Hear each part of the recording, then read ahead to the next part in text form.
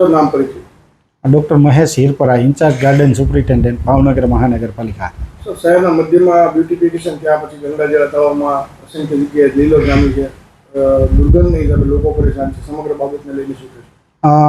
આમ તો ભાવનગર મહાનગરપાલિકા દ્વારા ગંગાજળિયા તળાવનું જે રીડેવલપમેન્ટ કરવામાં આવ્યું ત્યારબાદથી જે લીલજામમાં અથવા તો જંગલી વેલ થવાના જે પ્રશ્ન છે એના માટે રેગ્યુલર સફાઈ અને કામગીરી કરવામાં આવે છે. અને હાલ પણ લગભગ 1 મહિના થયા આપણે જે જંગલી વનસ્પતિ એમાં ઉગી જાય છે તે પછી પબ્લિક જે કચરો ફેંકી જતી હોય આ બધું સફાઈ કરવાનું બોટ મૂકી અને એજન્સી મારફત કામગીરી ચાલુ છે.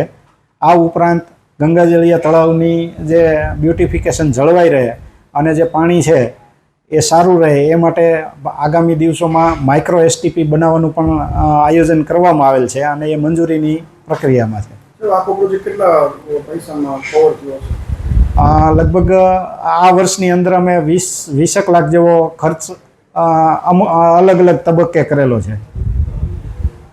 ભાવનગરનું હૃદય એટલે મહારાજા સાહેબે આપેલી એક ડેમ છે. આ હૃદય કહેવાય. ગંગાજળિયા તળાવ એટલે સિટીની વચ્ચોવચ્ચ સરોવર એવું બહુ ઓછું હોય છે. ત્યારે એમાં કરોડો રૂપિયા આ ભારતીય જનતા પાર્ટીના શાસકોએ નાખ્યા.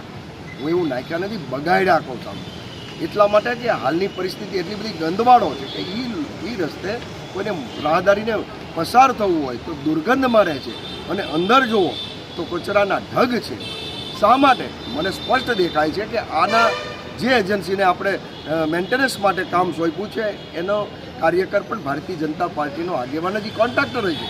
એટલા માટે એની પાસે હિસાબ મગાતો નથી, કાંઈ કહેવાતું નથી, એની વિરુદ્ધમાં રજૂઆત કરાતી નથી.